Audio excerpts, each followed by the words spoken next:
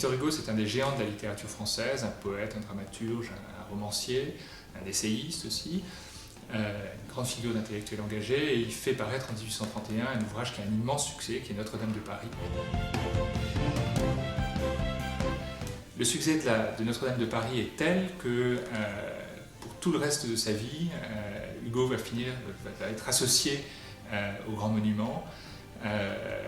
Il est lui-même d'ailleurs un peu la cause de cette association parce qu'il va énormément dessiner la cathédrale et on va le considérer d'une certaine manière comme une espèce de monument à l'instar de Notre-Dame de Paris.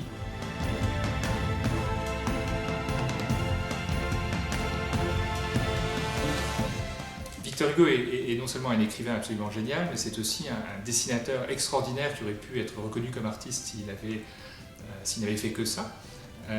Il a laissé énormément de dessins, qui sont parfois des dessins très modestes, parfois des choses plus développées, mais où le motif de l'architecture gothique revient sans cesse, et le motif de la cathédrale aussi.